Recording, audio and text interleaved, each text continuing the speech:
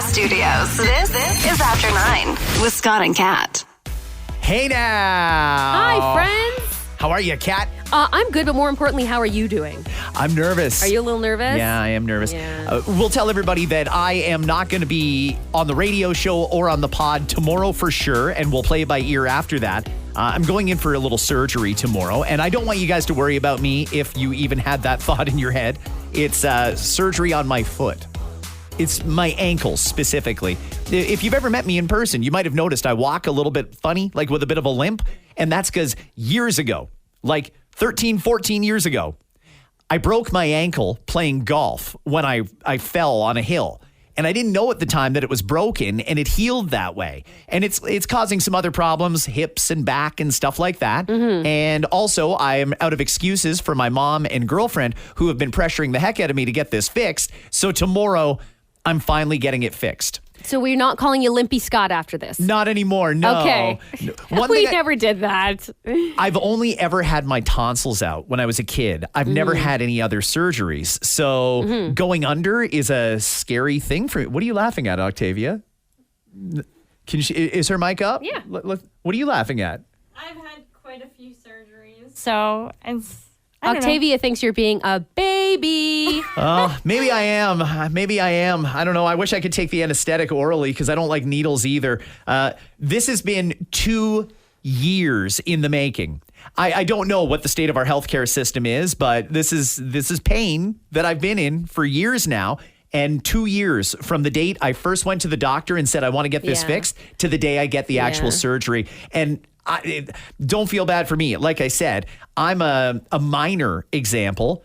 How many other people are waiting years to get surgeries done when they're in actual pain? For serious surgeries, like surgeries that will completely change their life, that are much needed, life-saving surgeries. Whatever. We could do an entire podcast on how awful it is here. You know what? We might, because one thing that I was fascinated by in this whole process is the amount of appointments that they send you to. You know, people have a hard time getting in to see specialists, for example. Well, the surgeon that's operating on my foot wanted me to go and do a pre-op appointment, and he referred me to a specialist, not to the hospital. And I argued with the specialist. I'm like, I don't understand why I'm here for a simple pre-op appointment with a specialist in internal medicine. Why am I taking up your time for a pre-op appointment? There's a few real fishy things about the referral process and all this, and the amount of tests that they want you to do for a very basic procedure. But we'll save that one for maybe the health minister will come on the pod one day and we can ask, hey, why are we wasting specialist time for things that are relatively minor? But we'll do that another day. Today, there's a couple things on the go. We're going to talk about Taylor Swift. And one thing that I've really learned in the last week or so is people that are going to the show so excited, like genuine, pure joy in some cases. And I'm happy about that. We need more positive things. And if you're going to Taylor, I'm excited for you. But the people who don't care are becoming more and more loud about it. And I don't think that this is going to generate the type of tourism financial impact that the city of Toronto says it's going to. But there's no denying there are hundreds of thousands of people that are going to be at these shows that are really excited. And I think for that reason alone, we don't need to crap all over this for the people that are. I know that the road closures are inconvenient, particularly if you live in Toronto around the Dome. You got to go through police checkpoints to get to your house. Is that just the price of, one of the prices of living in Toronto? You know, because I see it and I hear it, and if that was me, my gosh. But I wouldn't live in Toronto for those reasons. You know what I mean? That's why I choose not to situate myself downtown Toronto, not specifically for Taylor Swift, but specifically for all of the tourist activity that happens there, and the traffic and the pain and stress that it's going to cause me as someone living there. But I find it hard. Maybe I just don't have a heart when it comes to this stuff. I find it hard to feel bad for those people just because I think, then don't situate yourself in a city like that. Right. I mean, specifically down there, we have listeners in America, Europe, Asia, all over the place. So I'll just give you a quick tour here. At the southern end of Toronto, right on the shores of Lake Ontario, that's where the Rogers Centre is. That's where the Blue Jays play. Big domed stadium. You've probably seen it on the news at some point.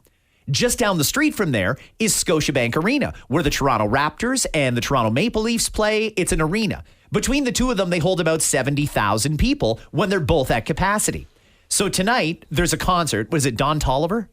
Yeah, Don Toliver is going to be at Scotiabank Arena. Okay, so you've got that concert, and then a kilometer away, you've got 50,000 plus at Rogers Centre, plus all the people they say are going to be congregating outside of Rogers Centre. They have to close some roads. Now, if you bought a condo in that area and you're complaining now that, I got to go through a police checkpoint just to get into my condo, it's going to be for 6 nights in 1-2 week stretch. I get that it's inconvenient. This has never happened before. You've never had to go through this. And I'm sure that when you bought that condo, nobody told you it was even a possibility that if Taylor Swift comes, you're going to be restricted access to your home. However, it's kind of the hand we've been dealt. And I think safety has to trump all. In fact, I'm going to take safety another extra mile here and say, when you're downtown tonight at the concert or anytime there's a show going on like this, if you see something, say something. Whether it's to police, that's important, or whomever. Yeah. Because unfortunately, we live in a shitty world sometimes, and incidents happen. And at a big show like Taylor Swift in a big city like Toronto, unfortunately, there's probably people out there with nefarious intentions. So if you see something, say something. Look out for each other. And God damn it, have a good time. You've waited over a year for this. Yeah. Enjoy the show. The rest of the world has already seen it. We're almost last to get it, but it is here. You can literally stream it right now on Disney if you want to. I mean, but it's different in Toronto, and it always is. So one question I'll ask that no one's asking just because it is Taylor Swift, and that's the person you're buying the tickets for. And again, I feel like there could be full psychological reviews about her influence on people, her influence on fans, and what makes her that artist. Is it the relatability of her? Like, what makes people tick when it comes to Taylor Swift in the positive ways? We could do an entire, you could really sift through that whole thing. But my question would be, if she brings anyone out, does she bring anyone out while she's in Toronto? Maybe. It's been rare. I think that she has done it in this Eras tour before, but it's usually a pretty tight collaborator, and I'm not sure there's any local collaborators, but she could be a fan of someone who is known for being in Toronto. Entirely possible. So it's quite possible.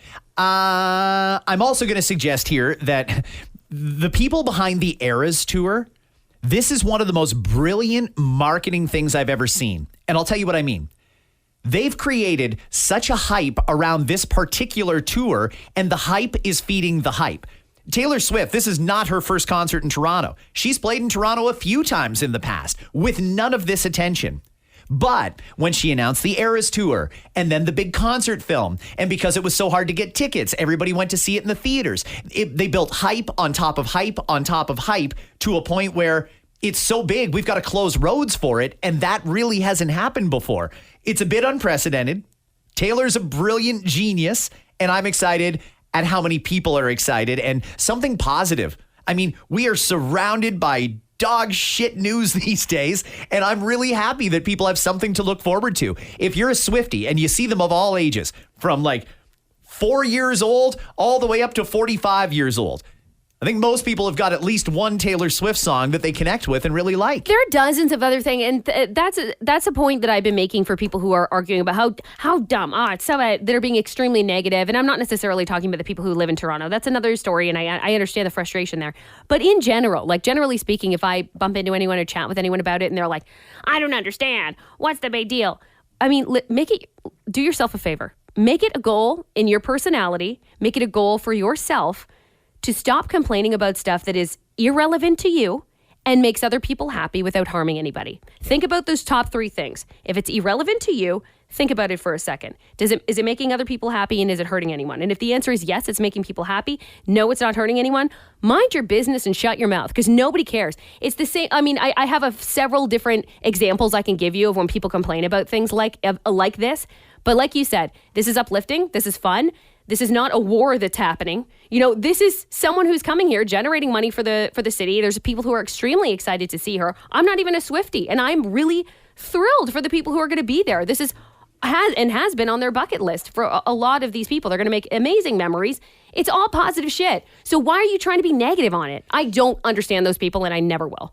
Yeah, I mean, hey, like I said at the beginning, I've got a healthy level of skepticism too. I mean, to me, it's great that they're saying, 500,000 people. I still don't understand how there would be 500,000 people in one night. That would require excess crowd control and road closures and such. I tend to think it's going to be 50,000 inside and not 500,000 outside each night, but certainly thousands of people. This is a big crowd. Let's wait and see what happens, though. And that's the thing. We don't even know. We can look back in hindsight and say, wow, what an overreaction by the city.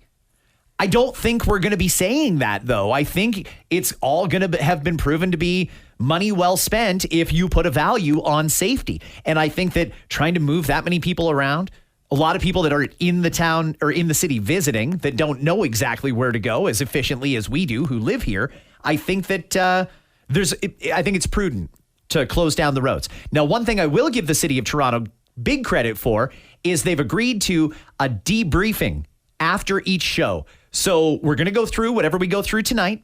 Tomorrow, City Hall is going to hold a news conference and talk about what worked, what didn't work.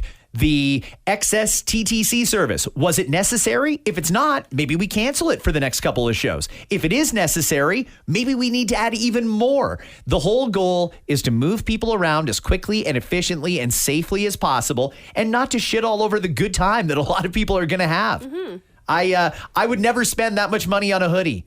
But I'm not going to shit on the people that do. If you want to spend $130 on a Taylor Swift hoodie, go for it. That's totally up to you. Totally. Have fun. But again, please, if you see something, say something, because I am a little worried in the back of my mind that Toronto may have a target on it because of the crowds that are expected. Yeah, fair enough. It's true, guys. Don't be afraid to say something. Grab a cop, grab a security guard. If anything looks out of the ordinary or unusual, just do your part and say something. Now, let's move on. I don't think there's going to be any more Taylor Swift stuff in this episode because we do have a lot to talk about. You've probably noticed a lot of the news cycle right now is dominated by the incoming U.S. President Donald Trump. He had a meeting yesterday with Joe Biden. Kat, it couldn't have gone any better. Full credit to Joe Biden. We know he hates Donald Trump. We've been seeing it for years. He doesn't like the guy. And you know what? It's mutual. Donald Trump said some horrible things about Joe Biden. But yesterday, they had to sit down face to face. Listen to just a little bit of their exchange. Leader of the free world. All right, let's go to this. Their meeting. Looking forward to having like we said, a smooth transition. Do everything we can to make sure you're accommodated, what you need. And we're going to get a chance to talk about some of that today. So good. Welcome Thank you back. very much. And thank you very much. And politics is tough. And it's, in many cases, not a very nice world, but it is a nice world today. And I appreciate very much a transition that's so smooth. It'll be as smooth as it can get. And I very much appreciate that. That's what we want. Okay, great. Smooth Fine. transitions, peaceful transition of power. Listen, what are you going to do? What are you going to say at that point, right? I mean, Trump knows he's in. Biden knows he's out. He knew that before, but he's out. So what's the point? What would be the point in being catty about it? Right. Exactly. What would be the point? They are going to have a smooth transition. They say it was important, I think, for Americans to see them shake hands, for Jill Biden to come out and give Donald Trump a hug. Great. Everybody yesterday was very professional and handled it well. But I don't want to talk about that today. What I'd like to talk about is because all that stuff was going on, the biggest story got completely buried yesterday. Congressional testimony. His name is Luis Elizondo. He's the former U.S. Defense Department researcher, senior researcher, testifying in front of Congress, and he admitted it. Aliens are real, and they're here. Yeah. Don't take my word for it. Listen to this. It's about a minute long.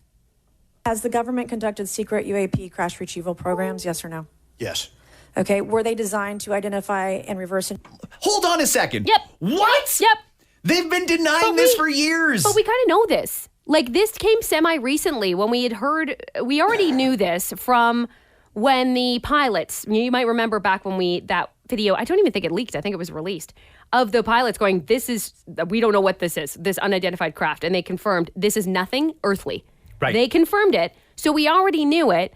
But now this is kind of doubling down on the confirmation of, yes, shit's happening. Okay, but this isn't just what he said specifically there was they've retrieved some of these alien aircraft. This isn't just a pilot spotted something off the North Pole. There were crashes, and we went to retrieve the remnants. Okay, you know what? I'm going to play it all the way through and not interrupt, even though I'm dying to interrupt. I love this shit. Has the government conducted secret UAP crash retrieval programs? Yes or no? Yes. Okay. Were they designed to identify and reverse engineer alien craft? Yes or no? Yes. Does the U.S. government have any reverse? Okay, we already answered that question about retrieval programs. Do any U.S. contractors have the same? I would prefer to address that in a closed session, ma'am. Oh, my God. Wait, what? Wait, hold on a second here. First off, yes, we have retrieved alien craft. Spacecraft? They're just UAPs, right? Unidentified aerial phenomena. I mean, they say unidentified, but I feel like they actually probably know a little bit more about it than they're letting on. Okay, let me get that second question again. Yes. Does the U.S. government have any reverse? Okay, we already answered that question about retrieval programs. Do any U.S. contractors have the same?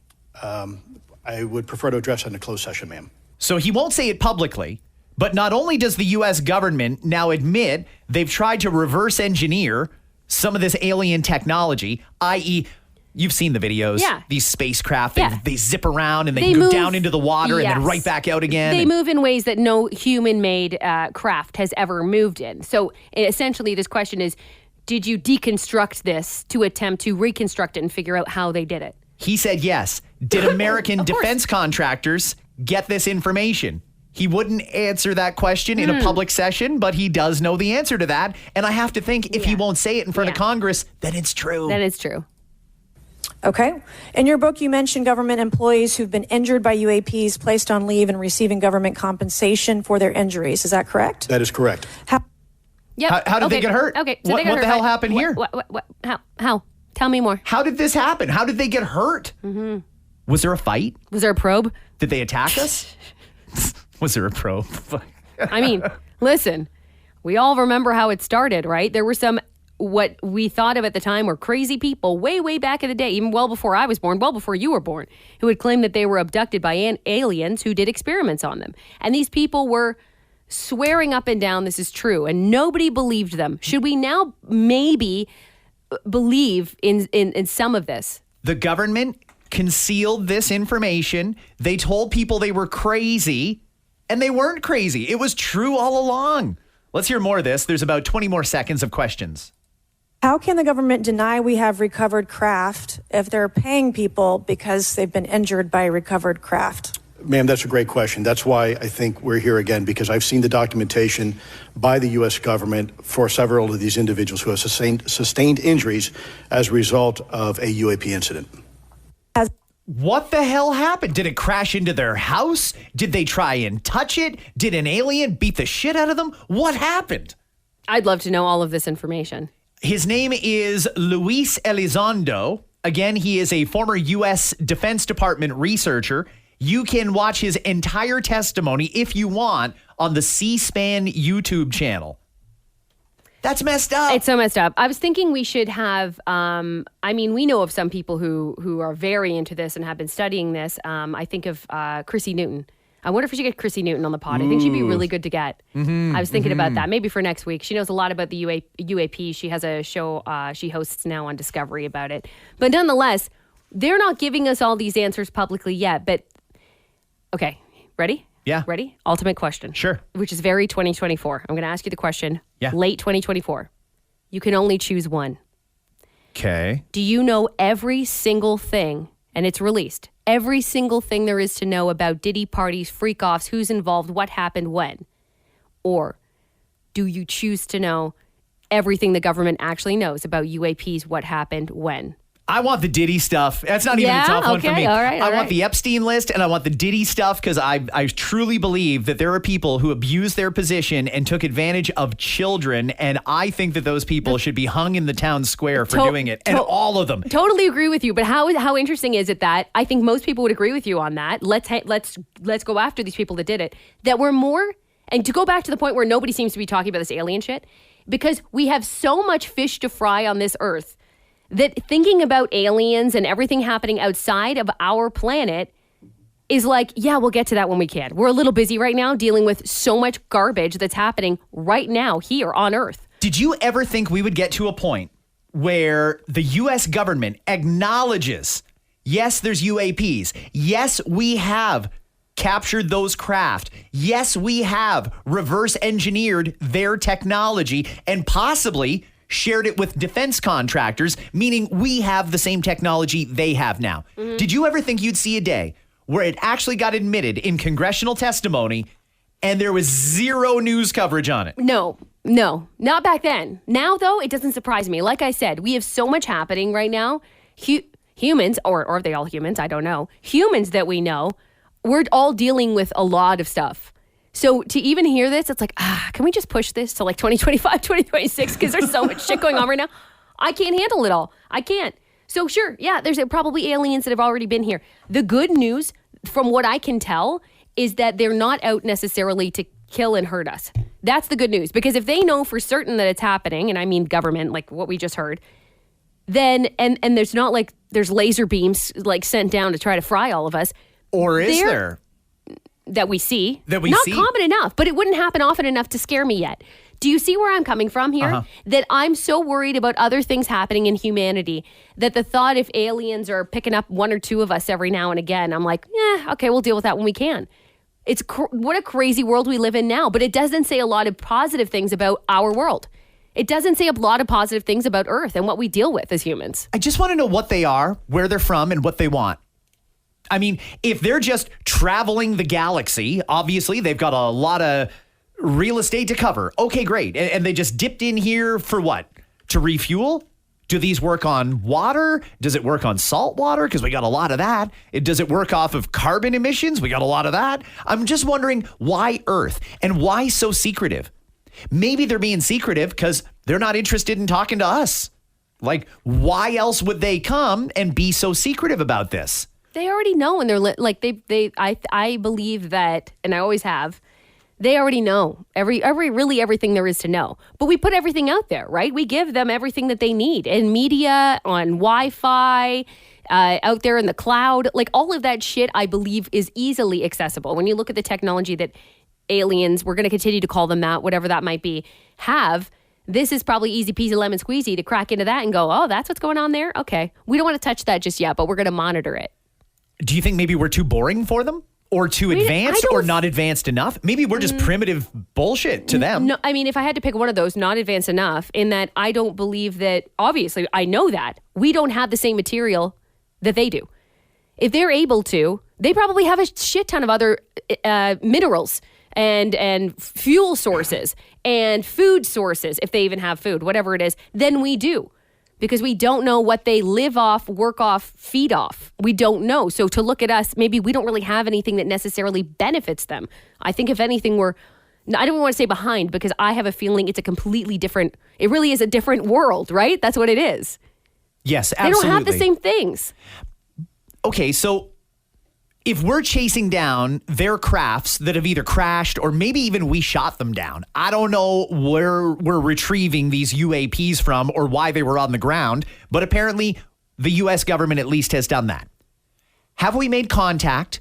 And who was the point of contact? Like when they came to Earth, this has been happening for years, like you said. Do they have a relationship with whoever the sitting president of the United States is? Is there one person that's like their point person on Earth, like Xi Jinping or something like that, the leader of China, or Vladimir Putin? Is it America? And if it is America, why did they pick America and not the UK or Canada? Or why not Brazil? Why not China? I'm really curious to know how in-depth this is. We're just getting tidbits here that they've retrieved these and they've reverse engineered them. Okay. Are we in contact with them? Have we discussed treaties or rules like, hey, yeah, you can come and take all the cobalt and nickel you want out of Northern Ontario, but you got to leave the people alone. I have to think that if they're coming here and we know they're coming here, there's been some communication and maybe some ground rules established. Yeah, or they're just monitoring, and we haven't found a way to fully communicate with them yet. Hence why the deconstruction of the crafts, right? There's lots of theories. You know, there's a ton of theories, and maybe it's possible the person who was part of the hearing yesterday doesn't really know everything. We know that. Possibly. He also wrote a book, And there's probably a little bit of fodder there for the book, and it certainly gets a great promotion, and I'm absolutely going to buy that book because this promotion works. And could he be making shit up? Yes. Possibly. You know what I mean? Like, there's a lot of possibilities here. But nonetheless, bottom line is, I do believe that, yes, they exist, like, first and foremost. And yes, the government knows way more than they're letting on. But I think they're probably more embarrassed about what they don't know. Kat, how many times on this pod have we talked about making Niagara Falls into Las Vegas North? Not even that long ago we talked about that. Yeah, I guess the premier was listening. He announced when you were in Vegas that he does want to move forward with making Niagara Falls a Las Vegas North. And now, man, this plan is going quick. Developer Great Lakes Entertainment Canada filed a plan to build a new hotel complex that would bring a bunch of new attractions to Niagara Falls. It's been approved already. So going in the falls, we have a 17-story building. It is going to rise from the southeast corner of Bender Street and Palmer Avenue and bridge over a portion of Ontario Avenue in Niagara Falls, right in the Clifton Hill area. This is going to have 393 hotel rooms, along with some impressive amenities, they say, for hotel guests and tourists exploring the area. Among the attractions, an ice sculpture exhibition hall on the 4th and 5th floor. Is there a lot of demand for ice sculptures? No, I don't think so, but it sounds like it'll be pretty. They say the ice sculpture exhibits are a popular outdoor activity, though typically limited to the colder months. Yeah. So this is going to be all year round in the hotel. And they say if icy is not your thing, don't worry. The new hotel has warm weather types covered too, with a plan to include an enormous atrium boasting lush tropical gardens. That space is going to span from the 6th to the 14th floor of the building. It'll be a signature attraction of the complex. There's obviously going to be a casino. That's great. Good. Another one. Another option. And they will not be messing around with dining options. They're introducing a massive buffet at this hotel, which will be on the 17th and uppermost floors of the building, offering commanding views of the falls for diners. Along with parking for 315 vehicles, there is going to be a retail space, streetscaping, and more. Good. Let's get going with this. Let's do that. I do find it interesting. A couple of those are very Vegas-esque to me. The garden, kind of like the Bellagio Botanical Garden, if it's that nice. I mean, sure, it's one more thing to add to the list of things to see and do in Niagara Falls. Can we also work, though, on like revamping some of the shit that's been there for 40 years that hasn't changed? Like those fun houses and mirror rooms and stuff? Like they've been there since I was a kid. There's some new stuff that's happening at the top of Clifton Hill, for those who don't know, kind of by the wheel. There's some newer stuff. There's some 3D rides, and they're great, actually. There's like a slew of new things.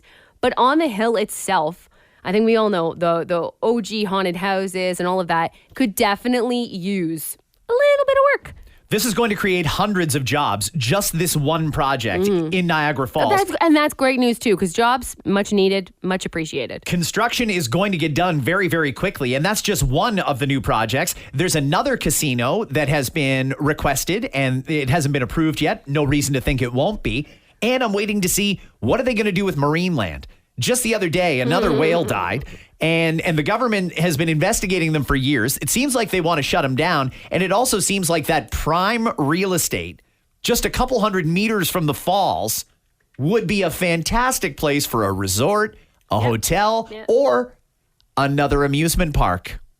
But an actual like Wonderland style or Six Flags style amusement park. And I think, listen, I know we don't have the same weather, but when you think about all of the smaller resorts, I'm not talking about like Disney and Universal, but when you think about all the smaller resorts that are available in places like Florida, we could easily create that, indoor water park included, I suppose, but a place where you can go and stay and everything you need is right in the same building. And of course, that's similar to if you stay in Niagara Falls. Sure, you can walk to different restaurants and there's casinos and such and so forth. But I'd love to see an actual resort. The question is, though, at a certain point, are we doing this as an adult attraction? Are we going to do a family attraction? It's hard to get away. I don't think we'll ever be able to get away from it being a family-friendly destination. I don't think so either. But you know what? I feel like there's a compromise. There's a balance that we can find. I think Vegas should be a little more family-friendly. I think Niagara Falls should be a little more nightlife entertainment friendly. And I think that there is a balance that we will find with Niagara Falls. In fact, I think it's going to be a shining example that Las Vegas can look at and say, yeah, they're doing it right. During the day, that is family central with rides and attractions and amusement parks. But at night, that place is hopping. The casinos are packed. The clubs are packed. There's people walking the streets. That's, I think, where they need to go. Just my opinion. Maybe if you live there, you feel a little differently, but I think it'd be great for business. We are running low on time here, so I'm just going to run through a couple of quick headlines. Fucking Health Canada. They've now approved 3 influenza vaccines for use in Canada if bird flu becomes a pandemic. The Public Health Agency of Canada says the federal government's agreement with the vaccine manufacturer GSK for domestic vaccine production is also in a position to ramp up if necessary. While there are no indications that H5N1 bird flu could spark a pandemic, experts are urging caution and preparedness. A teenager in BC just became the first confirmed case of H5N1 transmission from birds to humans. So maybe this is out of the utmost caution. Mm-hmm. Hey, we're going to have some vaccines, and if it gets real, then we're going to be ready for it. It's real, almost like too soon after COVID. I think after COVID, when people hear that the Public Health Agency is planning for the next pandemic, and maybe they even went down that rabbit hole online and think that another pandemic is coming, I think that sort of stuff makes people skeptical. What did you do to test these 3 vaccines? Yeah. People want to know that. That's always, and there's always been pandemic preparedness. Sure. That's always been a thing long before COVID, long before any other pandemic. In fact, our company had a pandemic. This is what would happen if a pandemic happens. Like, companies will literally put together their business plan for if a pandemic happens. And that is old. Like, people have done that forever. Health Canada has done that forever. Every single health agency out there is like, let's prepare. There's nothing wrong with preparing for a pandemic. But when you're telling me there's needles that I could take now to reduce, I'm out. I'm out. We've seen too much. We've heard too much. This is me and my personal opinion, but I ain't sticking myself with shit. I'm not doing it. Happening. A lot of people are there. New survey shows 78% of Canadians are using winter tires. That is a 10% increase over the average from the last 8 years. Good. Regionally, the Tire and Rubber Association of Canada. I wonder what they do on a day-to-day basis. Huh. What goes on at the Tire and Rubber Association of Canada? Burn rubber all day. They did the survey through Leger. They found 74% of Ontario drivers now use winter tires, with just over 30% saying they are less likely to buy winter tires going forward because of the high living costs. In other words, there are people that are willing to put snow tires on, and I don't know if there's any debate at all about whether or not they make things safer. They certainly do, in my estimation. But 1 in 4 people may not go with snow tires because the cost of living is so high. Mm-hmm. That is a big problem. Mm-hmm. Huge problem. It certainly is. The travel spending has come under scrutiny at another Ontario school board. Brantford was in the news just a couple of weeks ago. The Brantford School Board or Brant District or something like that. They sent a couple of school board people over to Italy to buy art for a new school. And people are like, you did what? You sent people on a trip for free to Italy to buy art for a regular run-of-the-mill school in Brantford. What is going on? And you wonder if these are the people getting caught. If these people are getting caught, what has happened where they have not gotten caught yet? Well, the CBC did a great story yesterday about another school board that is facing some questions. This one is the Halton Catholic District School Board, who sent a senior staff member to Brazil, Italy, and Germany this year. And they've approved a 4th trip to Dubai next year. It's going to cost tens of thousands of dollars for all these trips. The senior staff member that got the trips says the purpose was to meet with recruiters at conferences and attract international students to the Halton Catholic District School Board. But wait, what? For a Catholic school board? That doesn't make sense. What are you, a prestigious university? No. And that's a good point. Listen, schools rely on funding, and they say because of declining enrollment, they need to alleviate the pressure and attract international students, forgetting, I think, that this is not university. We don't need to invite people from other countries to come here, immigrate, set up in Halton Region, and sign up for a Halton Region school just so the school can bill the taxpayers for more money. That's not the point here. You don't invite people to come here and get educated for free and put all this extra emphasis on the taxpayer to fund it. University is a different story. If you want to go to university, you're going to pay for it, unless the university thinks you're that good that they'll give you a bursary or a scholarship. We're talking about public education. It doesn't, and obviously it's so, whatever excuse they're trying to come up with as to the reason why we're trying to recruit, get out of here. I'm so sick of people taking advantage of their positions and taking money on top of that, taxpayer dollars. These people should be charged. It's shocking to me that with schools, maybe enrollment is declining. I don't know. I don't think there's any reason to think it is when we have 1 million extra people here, more so than 2 years ago. And show the proof, though, if that's the case, and show why that X amount of money spent is going to be worth it for that board. You know what I mean? Like, do they not prove this before they go, yeah, okay, we'll accept that, an X amount of money to go there? Because, yes, we are losing we're losing students at a rapid pace. Like, where's all the evidence and proof to that? Yeah, I don't know. I mean, more people are coming here, so that kind of contradicts the narrative that enrollment is declining. And if enrollment is declining, that's an opportunity to realize an efficiency, i.e., if you now have 2 half-full schools, you combine 2 half-full schools into 1 full school, and that saves money. But anecdotally, I'm hearing it's the exact opposite. I hear they're completely full. Why are we trying to get more people here? Run classrooms and teachers doing their best with way too many students in there to begin with. Specifically, I'm hearing a lot from, because my youngest is in the kindergarten area. And I also have kindergarten teacher friends and ECEs that are all telling me the same thing. There's a boom of children right now that are coming through. So I'm confused in many ways. Again, show us the proof, and maybe in that particular board that's not the case, but something tells me that's bullshit, because I know that area has a lot of kids. Certainly does. I live in that area.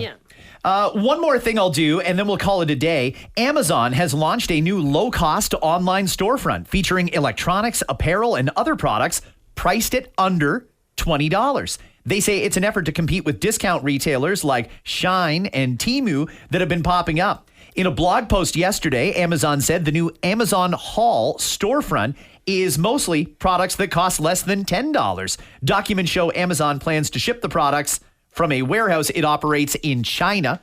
Many of the products on the storefront, they say, are reminiscent of the items that you typically see on e-commerce platforms like Shine and Temu, both of which have grown in popularity in recent years. So Amazon's feeling the competition. Definitely. And they decided, you know what? We're going to cut that off at the knees. We're going to open up our own store that sells cheap stuff.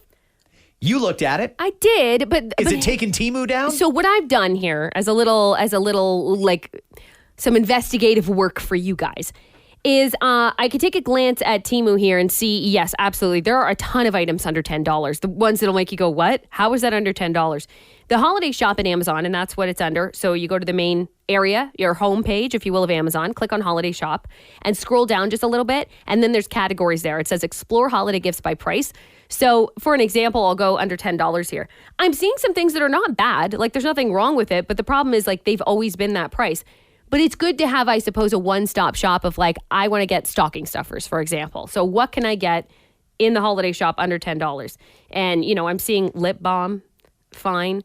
Baby toys, fine. A necklace that's $10, fine. Obviously, this is skewed to me because there's like a lot of cosmetics. There's a lot of jewelry here. So it's assuming that I want it and I'm not gifting it. That said. So if I opened it up, it would probably show me what I typically shop for, like tools and stuff like that. Which makes sense. So, I mean, by all means, take a gander. But my question to Amazon would be, that's great that you're categorizing it. But for me, it just seems like you're categorizing it and not actually lowering prices or attempting to have the people that have Amazon shops lower their prices, right? Yeah, that's a fair point. Do you know what I mean? Because then I'm glancing on Temu here. Yes, I got Temu so I could do this because I was actually curious. And I'm seeing all kinds of stuff. I can't tell you what it's going to end up looking like. But there are reviews. Like every item on here has a review just like Amazon would. So I think you'd be able to find out real quick what's worth it and what's not. You should be, if you take the time to actually do the research. And some people just see what they want and they click buy now. Yeah, they do. But on here, yes, there's a ton of items under $10 that Amazon would probably never sell under $10, is what I will say. Still. I would imagine that Amazon is probably going to use the popularity of this new store to leverage the companies that sell on Amazon to, hey, if you really want the primetime showcase and maximum exposure, you got to take some of these items and drop them below 20 or below $10. Then we can put you in this store. So I think now that they've started it, many more companies are going to realize the opportunity and try and slide in there. I've never bought a thing off of Temu. I don't have the app. I've heard enough about it. I've heard about it, having never used it, is that the shipping is slow and what you're getting isn't always what you thought you were getting, i.e. it looks much bigger in the picture on the website. Yeah. That's all I've heard, but it seems like a lot of people are buying from it, so it's got to be helpful in some way. I will say that they have improved in shipping. I know for sure. So they ship from Vancouver for us. So for us, the closest warehouse is Vancouver. Oh, wow. So not close. But when we were talking about it on our radio show not long ago, somebody said that it's like a week or two. So it's not as quick as your overnight Amazon, right? Or same day in some cases, Amazon, for sure. But if you're planning ahead, yeah, I understand. And also, I don't know I will say, I don't think people would be giving 5 stars to things that they don't actually believe are good enough. And there's photo reviews on here.